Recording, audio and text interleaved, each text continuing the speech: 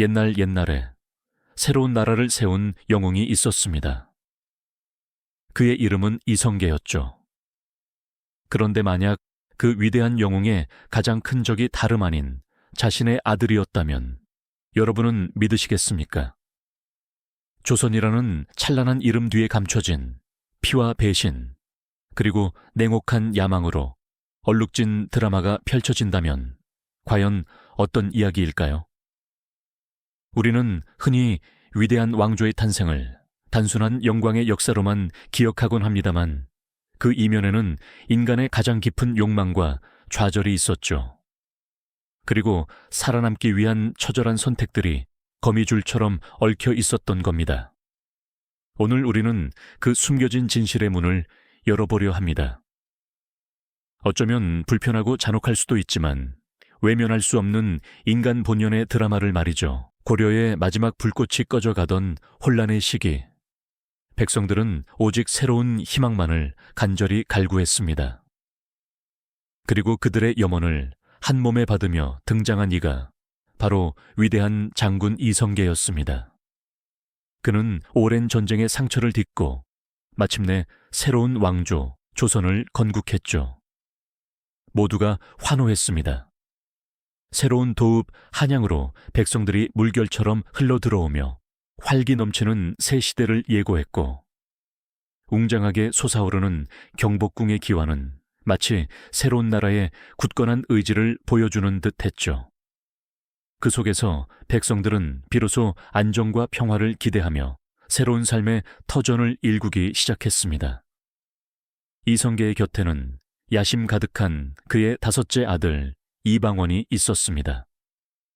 그는 아버지의 위협을 누구보다 가까이서 지켜보며 새로운 나라의 미래를 함께 꿈꾸었고, 또한 새로운 조선의 기틀을 다지려는 혁명가이자 책사 정도전도 이들과 함께했습니다.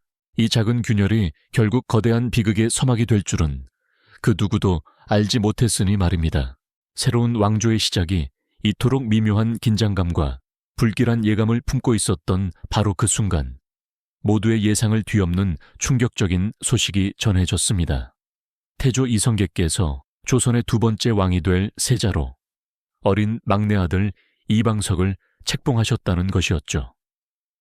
건국에 혁혁한 공을 세운 여러 왕자들을 제쳐두고 아직 어린 나이에 이방석에게 왕위 계승의 영광이 돌아간다는 소식은 조정 안팎을 큰 충격과 당혹감에 빠뜨렸습니다. 마치 잔잔하던 호수에 거대한 돌멩이가 던져진 듯 궁궐 전체가 술렁이기 시작했죠. 이 파격적인 결정 뒤에는 당시 최고 권력자였던 정도전의 그림자가 짙게 드리워져 있었습니다.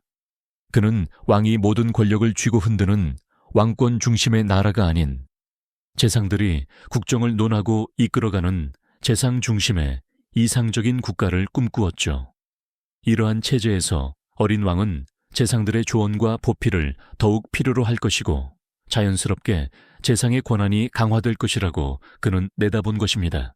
그러니 이성계의 단호한 표정 뒤에는 정도전의 만족스러운 미소가 숨겨져 있었던 건 아닐까. 세자로 책봉된 어린 이방석은 그 어색한 자리가 마치 바람 앞에 놓인 등불처럼 위태로워 보였지만 정도전에게는 자신의 이상을 실현할 절호의 기회였던 셈입니다. 그러나 이 결정은 한 사람의 마음에 깊은 상처와 함께 거대한 분노의 씨앗을 심었습니다.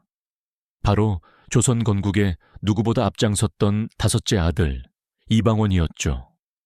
그는 아버지의 뜻을 따라 고려를 뒤엎고 새로운 나라를 세우는데 자신의 모든 것을 바쳤습니다.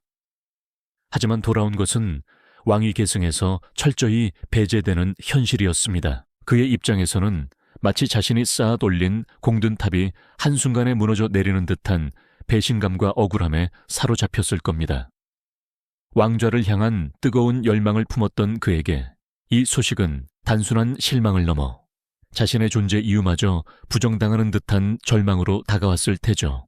밤하늘을 올려다보며 주먹을 꽉 쥐었던 이방원의 모습은 그의 내면에서 끓어오르는 분노와 차가운 결의를 고스란히 보여주는 듯 했습니다. 그는 자신이 목숨 바쳐 도왔던 새 왕조가 자신을 버렸다고 느꼈을 것입니다. 이제 더 이상 물러설 곳 없는 벼랑 끝에 선 듯한 위기감이 그의 심장을 옥죄어 왔죠. 왕이 강력한 힘을 가져야 한다고 믿었던 그의 신념은 정도전의 재상 중심 체제와 정면으로 충돌할 수밖에 없었고, 이방석의 세자 책봉은 그 충돌의 불씨를 당긴 것이나 다름없었습니다. 이방원뿐만이 아니었습니다. 다른 왕자들 역시 크게 동요했습니다.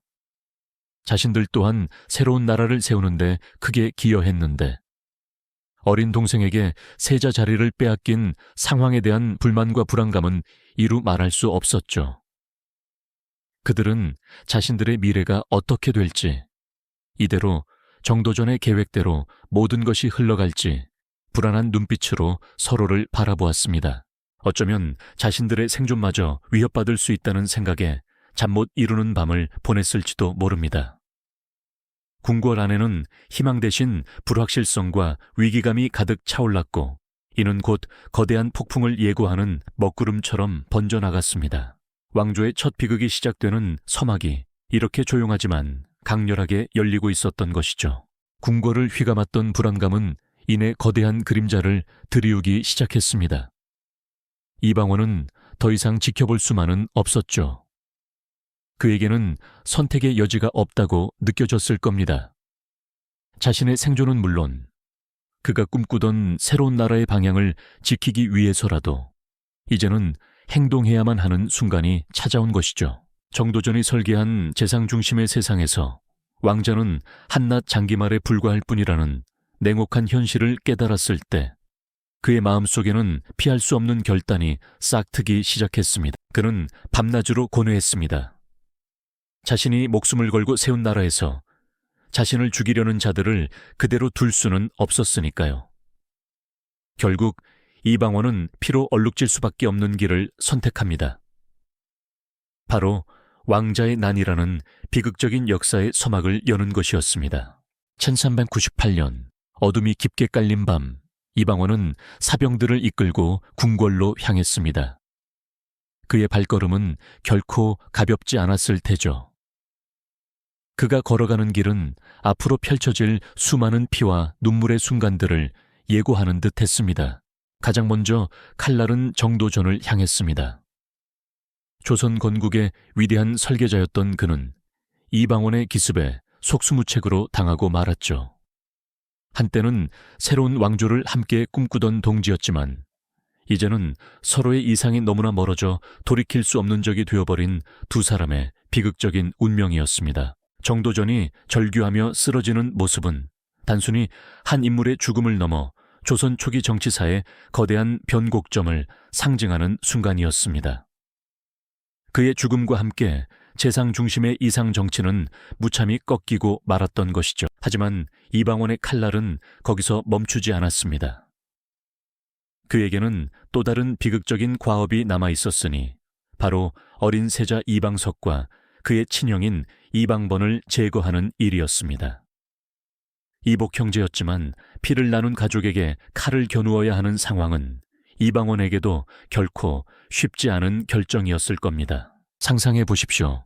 한때는 같은 아비 밑에서 자라며 미래를 꿈꿨을 형제들이 이제는 서로의 목숨을 노리는 적이 되어 궁궐 한복판에서 대치하는 모습은 얼마나 참혹했을까요? 이방원은 분명 내면의 깊은 갈등을 겪었을 것입니다. 그러나 생존과 권력이라는 냉혹한 현실 앞에서 그는 흔들림 없는 선택을 강요당했습니다.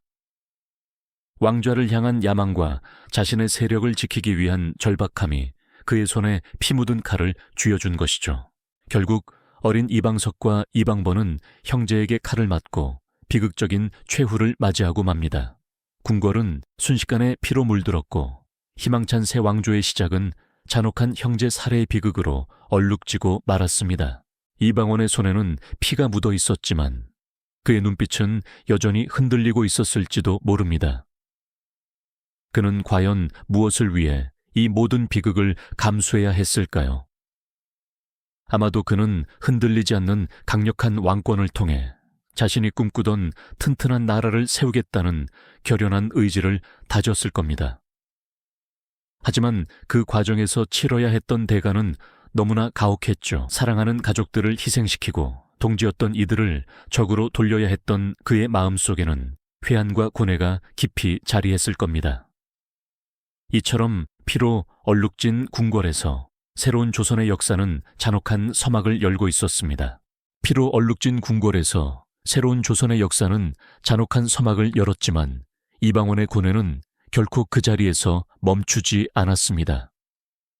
그는 사랑하는 가족들을 희생시키고 동지였던 이들을 적으로 돌려야 하는 참으로 가혹한 선택을 감수해야만 했죠.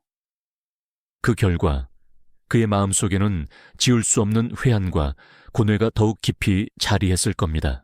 결국 이방원은 피로 얼룩진 왕좌에 앉게 되지만 그에게 찾아온 것은 승리의 환호성만이 아니었습니다.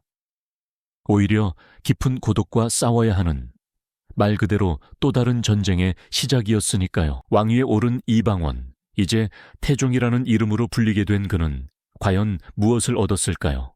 아버지 이성계는 아들의 피 묻은 손을 끝내 외면하셨습니다. 위대한 왕조를 함께 세웠던 부자의 인연은 아들의 잔혹한 선택 앞에서 도저히 용납될 수 없었던 것이죠. 한때 조선의 기틀을 함께 다졌던 그들의 관계는 그렇게 끊어지고 말았습니다. 함흥으로 떠나는 태조의 쓸쓸한 뒷모습은 냉혹한 현실을 여실히 보여주는 듯했고요. 왕위에 오른 아들을 차갑게 외면하는 아버지의 모습은 승리자의 영광을 빛바래게 만들었을 겁니다. 왕좌에 앉은 태종의 얼굴에는 승리의 기쁨보다는 자신이 치러야 했던 모든 희생과 고독이 응축된 깊은 그림자가 드리워져 있었습니다. 머리에 쓴 왕관의 무게는 그 어떤 금은보화보다도 무겁게 느껴졌을 겁니다. 그는 밤늦도록 수많은 상소를 처리하며 홀로 조선의 미래를 짊어져야 하는 고독한 책임감을 감당했습니다. 궁궐의 불빛은 밤새 꺼지지 않았고 태종은 그 안에서 고독한 싸움을 묵묵히 이어갔습니다. 왕좌는 그를 세상의 정점에 올려놓았지만 동시에 모든 것과 단절시키는 외로운 섬으로 만들었던 겁니다. 하지만 태종은 흔들리지 않았습니다. 자신이 꿈꾸던 튼튼하고 강력한 나라를 만들기 위한 결연한 의지를 다졌죠. 그는 흔들림 없는 왕권을 확립하기 위해 냉철하고 과감한 통치를 시작했습니다. 권력의 중심을 왕에게로 모으고 새로운 제도를 정비하며 국가의 기틀을 더욱 단단히 다졌습니다. 비록 피로 물든 길을 걸어왔지만 그는 그 길의 끝에서 반드시 강한 조선을 만들어야 한다는 사명감에 불타올랐을 겁니다. 그의 단호한 모습은 피로써 얻은 권력을 흔들림 없이 지키고 더 나아가 발전시키려는 강력한 의지의 표현이었죠. 태종은 왕권을 강화하기 위해 때로는 가혹할 정도로 냉철한 결정을 내리기도 했습니다. 외척 세력을 견제하고 개국 공신들의 힘을 점차 약화시키며 오직 왕만이 모든 권력을 행사할 수 있는 체제를 구축해 나갔습니다. 이는 겉으로 보기에는 잔혹해 보일 수 있지만 새로운 왕조의 안정과 미래를 위한 불가피한 선택이었다고 그는 굳게 믿었을 겁니다. 마치 거대한 배가 폭풍우 속에서도 흔들림 없이 나아가기 위해 불필요한 짐을 덜어내듯이 말이죠. 이처럼 태종 이방원은 피의 대가를 치르고 마침내 왕위에 올랐지만 그의 길은 결코 평탄하지 않았습니다. 그는 아버지의 외면과 형제들의 죽음이라는 지울 수 없는 그림자를 평생 짊어져야 했습니다. 왕좌는 그에게 무한한 권력을 안겨주었지만 동시에 깊은 고독과 인간적인 아픔을 선사했던 것이죠. 권력을 향한 인간의 욕망이 얼마나 강력하며 그것을 얻기 위해 치러야 하는 대가가 얼마나 혹독한지를 태종의 삶은 여실히 보여주고 있습니다. 새로운 왕조의 탄생이 단순한 영광의 이야기가 아니라 그 이면에 숨겨진 인간의 가장 깊은 욕망과 배신, 그리고 냉혹한 선택이 얽힌 드라마틱한 이야기임을 우리는 태종의 삶을 통해 깨닫게 됩니다. 왕관의 무게는 모든 것을 압도하는 순간 권력의 본질적인 비극성이 극대화되는 것이죠. 어떤 위대한 시작 뒤에도 인간적인 갈등과 비극이 숨어 있을 수 있다는 사실을 우리는 이 역사를 통해 깊이 기억해야 합니다. 오늘 우리가 들었던 이야기는 한 왕조의 시작을 넘어 인간 사회에서 권력과 욕망이 어떻게 개인과 공동체를 뒤흔들 수 있는지를 생생하게 보여줍니다. 태종 이방원은 피로 물든 왕좌에 앉아 조선의 기틀을 다졌지만 그의 고독은 역사 속에 영원히 남았습니다. 진정한 리더십이란 무엇이며 권력의 무게를 감당하는 것은 어떤 의미인지 이 이야기는 우리에게 깊은 여운을 남기죠. 이처럼 어렵게 세워진 조선은 과연 어떤 미래를 맞이하게 될까요? 이 영상이 도움이 되셨다면 좋아요와 구독 부탁드립니다. 여러분의 응원이 제게 큰 힘이 됩니다. 다음 영상에서도 더 유용한 정보를 공유하겠습니다. 감사합니다.